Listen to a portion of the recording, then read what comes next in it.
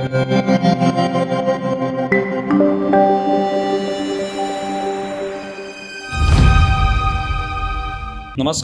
News डंकामध्ये मी महेश विचारे आपल्या सगळ्यांचं मनपूर्वक स्वागत करतो. मित्रांनो, चंद्रपूरमध्ये जे काही झालं त्याच्यामुळे वेगवेगळ्या पद्धतीचे परिणाम जे आहेत ते महाराष्ट्रातल्या एकूणच राजकारणावर किंवा पक्षांच्या राजकारणावर आपल्याला पाहायला मिळत आहेत.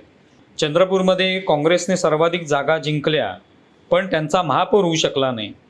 उलट भारतीय जनता पार्टी दुसऱ्या क्रमांकावर असताना उबाटा गटाने त्यांना पाठिंबा दिला आणि त्यांच्या 6 नगरसेवकांचं भाजपचा महापौर तिथे बसला, उपमहापौरसुद्धा भाजपचा बसला आणि नंतर महापौरपद उपमहापौरपद हे वाटून सुद्धा झालं, ज्यामध्ये ठाकरे गटसुद्धा आता पुढच्या काही काळानंतर महापौर स्वतःचा बसवू शकणार आहे. आणि त्यामुळे एकूणच महाराष्ट्रात या सगळ्या महानगरपालिकेतल्या घडामोडीची चर्चा सुरू आहे की चंद्रपूरमध्ये जे घडलं त्याला काय म्हणायचं. आणि त्याच पद्धतीने मग शेवटी दोन्ही जे गट आहेत, ठाकरे गटामधले किंवा ठाकरे ब्रँडमधले मनसे आणि उबाटा, या दोघांमध्ये विसंवाद दिसून आला. एका बाजूला जेव्हा कल्याण डोंबिवली महानगरपालिकेमध्ये मनसेने एकनाथ शिंदेंच्या पक्षाशी जेव्हा एकत्र येण्याचा किंवा त्यांना पाठिंबा देण्याचा निर्णय घेतला, त्यावेळेला उबाटाकडून त्यांच्यावर टीका झाली की अशा पद्धतीने तुम्ही कसा काय निर्णय घेऊ शकता. पण त्याच वेळेला उबाटा गटाचे नगरसेवक सुद्धा भाजपासोबत चंद्रपूरमध्ये गेले, तेव्हा याला काय म्हणणार असा सवाल आता मनसेकडून विचारला जातोय. म्हणजे ठाकरे ब्रँडमध्ये एक प्रकारचा विसंवाद या ठिकाणी निर्माण झालेला आहे हे स्पष्ट होतं. हा विसंवाद जो आहे हा कोणत्याही दुसऱ्या पक्षाने काहीतरी त्या ठिकाणी हस्तक्षेप केला, दुसऱ्या पक्षाने काहीतरी योजना आखली, त्याच्यामुळे हा विसंवाद निर्माण झालेला नाही. त्यांच्याच नगरसेवकांच्या कृतीमुळे, त्यांनी घेतलेल्या स्थानिक निर्णयांमुळे हा सगळा विसंवाद निर्माण झालेला आहे. आता याला काय म्हणायचं, कारण मुळात अशा पद्धतीने दुसऱ्या पक्षासोबत जाणं किंवा दुसऱ्या पक्षाला पाठिंबा देणं याला काहीच हरकत नसते, असं होऊ शकतं. पण मुळातच ठाकरे ब्रँड, दोन्ही ठाकरे बंधू उद्धव ठाकरे आणि राज ठाकरे हे भाजपा, एकनाथ शिंदे, महायुती यांच्या विरोधात लढले आणि तो विरोध साधा सोप्पा नव्हता हे आपल्याला सगळ्यांना माहिती आहे. ज्या पद्धतीने हा विरोध झाला तो अत्यंत टोकाचा विरोध होता की यांना पराभूत केलंच पाहिजे, नाहीतर मराठी माणूस जो आहे तो हद्दपार होईल, मुंबईतून मुंबई महाराष्ट्रापासून तोडली जाईल, मराठी माणसासाठी शेवटची निवडणूक आहे, इथपर्यंत हा सगळा प्रचार झालेला असताना त्यांच्यासोबत जाणं, त्या महायुतीतल्या पक्षांसोबत कुठल्याही महानगरपालिकेत जाणं हे कितपत योग्य होतं. हा जो मुद्दा आहे हा लोक विचारतायत आज. आणि त्याच्यामध्ये मग या दोन पक्षांमध्ये, दोन ठाकरे बंधूंमध्ये किंवा त्यांच्या कार्यकर्त्यांमध्ये, प्रवक्त्यांमध्ये हा विसंवाद दिसून येतो. संजय राऊत यांनी टीका केली होती कल्याण डोंबिवली महानगरपालिकेमध्ये, ज्या वेळेला राजू पाटील हे तिकडचे जे त्यांचे माजी आमदार होते हे जेव्हा तिकडे गेले आणि श्रीकांत शिंदे यांच्याबरोबर त्यांनी संवाद साधला आणि पाठिंबा दिला, त्यावेळेला टीका केली संजय राऊतांनी. आणि आता संदीप देशपांडेंनी टीका केलेली आहे. संदीप देशपांडे मनसेचे नेते आहेत, त्यांनी म्हटलं की तुम करो तो रासलीला, हम करे तो कॅरेक्टर ढिला. अर्थात ते हिंदीमध्येच बोलले, ते हिंदीला विरोध असताना. पण त्यांनी शेवटी हा मुद्दा उपस्थित केला की तुम्ही कल्याण डोंबिवलीमध्ये एकत्र येता, त्यावेळेला आमच्यावर टीका करता, आम्ही एकत्र आलो तर. कल्याण डोंबिवलीमध्ये जेव्हा आम्ही एकत्र येतो, शिंदेंसोबत जातो, तेव्हा आमच्यावर टीका केली जाते. पण ज्या वेळेला तुम्ही चंद्रपूरमध्ये एकत्र येता त्यावेळेला मात्र ते चालतं कसं, ते कसं काय खपवून घेता येईल. त्यामुळे एकंदरीत या ठिकाणी असं दिसून येतं की ठाकरे ब्रँडमध्ये हा विसंवाद आहे आणि या विसंवादाला कारणीभूत हे दोन्ही पक्ष जे आहेत, त्यांचेच नगरसेवक, त्यांचेच कार्यकर्ते हे त्याला कारणीभूत आहेत. त्याला अन्य कोणीच कारणीभूत नाही.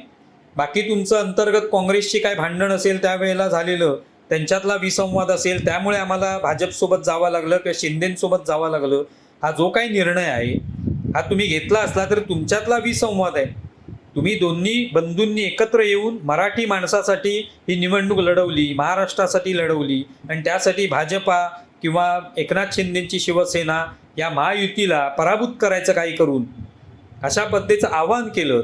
पण शेवटी तुमचेच नगरसेवक या भाजपासोबत किंवा शिंदेंसोबत गेले तर त्याचं समर्थन कसं करता येणार, कोणत्या पद्धतीने समर्थन करणार, ते साठीच गेला असाच त्याचा अर्थ होतो.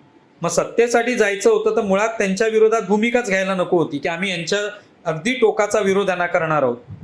विरोधाला विरोध करता आला असता, पण प्रत्यक्षात जेव्हा गरज आहे, आता सत्ता स्थापन करायची आहे, तेव्हा आपल्याला जाता येईल याची सोय करून ठेवायला पाहिजे होती.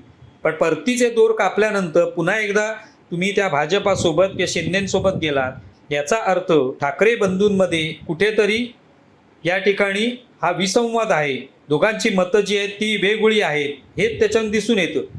तुम्ही मराठीच्या मुद्द्यावर एकत्र होतात, पण तो केवळ निवडणुकीपुरता मुद्दा होता. निवडणुकीनंतर भलेही मराठीचा मुद्दा बाजूला ठेवावा लागला तरी चालेल, भाजपासोबत किंवा एकनाथ शिंदेसोबत जावं लागलं तरी चालेल, आपण ते जाऊ, अशा पद्धतीची तयारी तुमची होती का? अशा पद्धतीचं काय ठरलं होतं का निवडणुकीच्या आधी? असा विचार सर्वसामान्य माणसाच्या मनामध्ये हा येतोच आणि त्यामुळे त्या मुद्द्याकडे लक्ष द्यावं लागतं. आता संदीप देशपांडेंनी असाही आरोप केला की केवळ हे नगरसेवक जे आहेत उभाटा गटाचे, हे भाजपसोबत गेले नाहीत नुसतं, तर त्या प्रत्येकाला जवळपास 1-1 कोटी रुपये मिळालेले आहे, असा आरोप सुद्धा त्यांनी केला. आता आरोप खरा आहे की खोटा आहे त्याच्यावर काय उभाटा गटाचं म्हणणं आहे, हा सगळा मुद्दा नंतरचा. पण हे आरोप केले गेले, म्हणजे हे काही साधे सोपे आरोप नाही आहेत. ते त्या ठिकाणी भाजपासोबत गेले म्हणून त्यांना राग आला एवढंच नव्हे, तर त्यांनी पैसेही घेतलेले आहेत असा आरोप केलेला आहे. ना मला तर काय कळत नाही. म्हणजे मीही बघितली संजय राऊतांची पत्रकार परिषद. ते सांगत होते की 2 काँग्रेसमध्ये भांडणं होती, मग आमच्यावर त्यांनी गंभीररित्या चर्चा नाही केली वगैरे वगैरे वगैरे वगैरे. म्हणजे तुम करे तो रास लीला, हम करे तो कॅरेक्टर ढीला, अशा प्रकारची वागणूक बरी नाही संजय राऊतांची.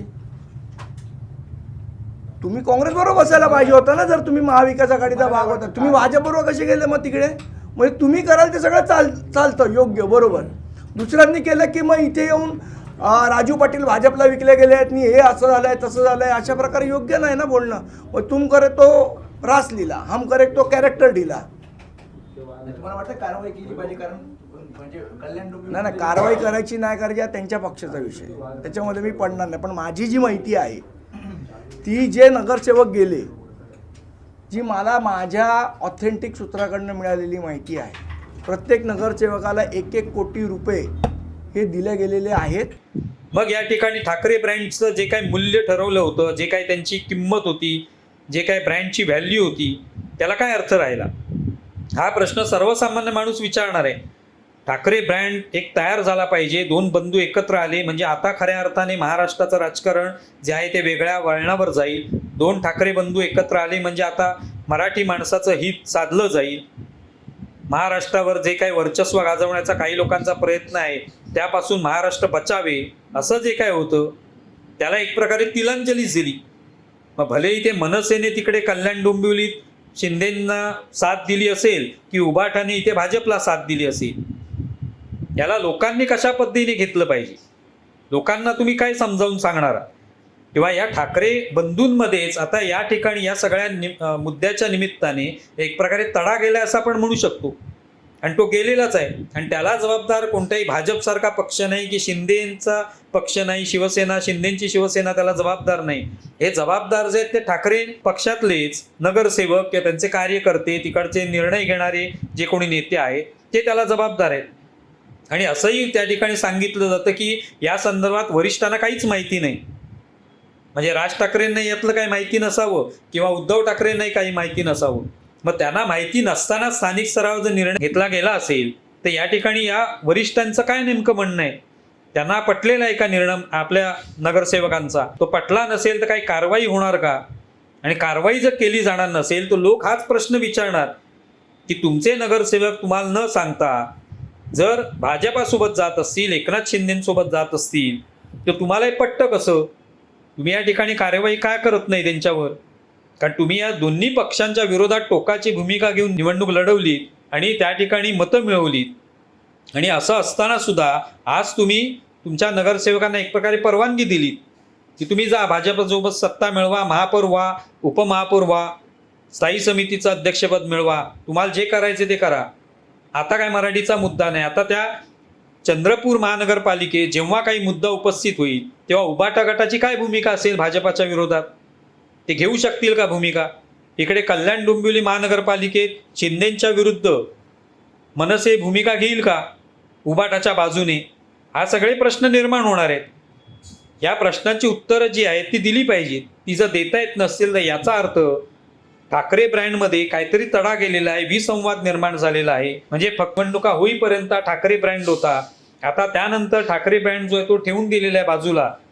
आता तुम्हाला पाहिजे ती कोणाशी सूत जुळवायचं असेल, कोणाशी तुम्हाला पाठिंबा द्यायचा असेल, कोणाच्या सोबत जाऊन महापौरपद मिळवायचं असेल तर मिळवा. मग ते भाजपवाले असतील किंवा शिवसेना एकनाथ शिंदे यांचा पक्ष असेल, त्यांच्यासोबत जाऊन तुम्हाला जे जे काही लाभ उठवायचे, लाभ मिळवायचे ते सगळे मिळवा, अशी एक प्रकारे परवानगी दिली आहे का, असा प्रश्न निर्माण होतो. आणि याची उत्तरे जी आहेत ती मिळायला पाहिजेत. नाहीतर मग एक प्रकारे फक्त लोकांना दाखवण्यापुरतं मराठी भाषा, मराठी माणूस, महाराष्ट्र, मुंबई आणि महाराष्ट्र याच्याविषयीचे जे काय प्रश्न उपस्थित केले गेले ते फक्त निवडणुकीपुरते आपल्याला मतं मिळावीत एवढ्यापुरतेच उपयुक्त होते आणि नंतर ते प्रश्न गुंडाळून ठेवण्यात आलेले आहेत. आणि आता सत्तेसाठी आपल्याला कोणासोबतही जावं लागलं तरी आपण जाऊ शकतो, असाच त्याचा अर्थ होतो. तुम्हाला या संदर्भात काय वाटतंय जरूर कळवा. आमचा व्हिडिओ जास्तीत जास्त लाईक करा, शेअर करा आणि आमचे यूट्यूब चॅनल सबस्क्राईब करा. धन्यवाद.